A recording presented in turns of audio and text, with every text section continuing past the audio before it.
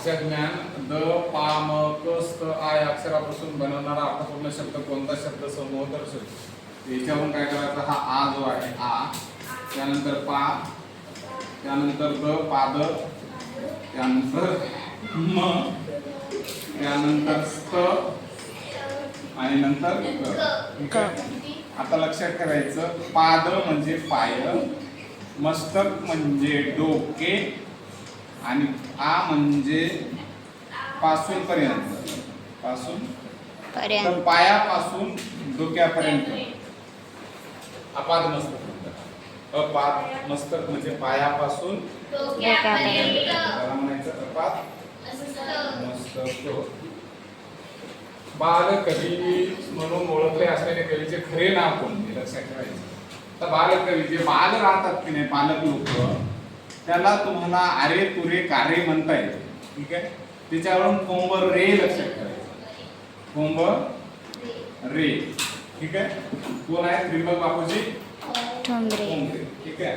त्यानंतर पानपत्रावळ या शब्दातील अक्षरांचा क्रम न बदलता किती दोन अक्षरी अर्थपूर्ण शब्द होता. पहिल्यांदा शब्द व्हायला पान, आता पा पासून सुरुवात, पान, पाप, पात्रा नाही पाव, त्यानंतर पाळ, त्यानंतर न बसून, नको व्हायला का नत्रा व्हायला, नत्रा नाही नव, नव आणि नळ. ठीक आहे. त्यानंतर पत्रा व्हायला लागला, पाव पव व्हायला का नाही पळ व्हायला लागला. ठीक आहे.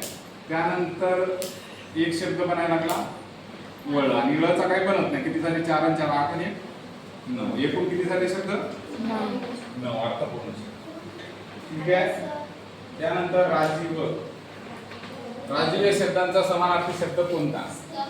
तर लक्षात ठेवायचं, लक्षात कसं ठेवायचं, आपल्या कळमनुरीत राजीव सातव, राजीव सातव हे होते काँग्रेसमध्ये. कशात होते हे, काँग्रेस पक्षात.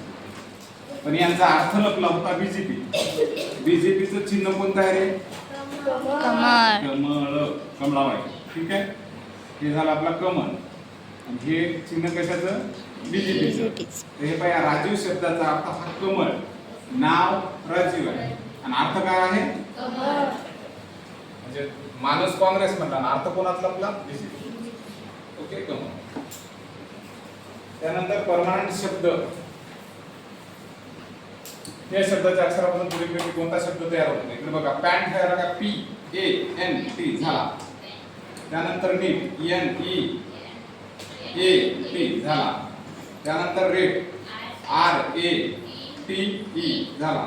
त्यानंतर मो, यम, ओ नाही याच्यातला, आर आहे आणि ई पण आहे, म्हणजे फक्त याच्यात ओ नसल्यामुळे हा शब्द काय होत नाही. कोणता शब्द होत नाही,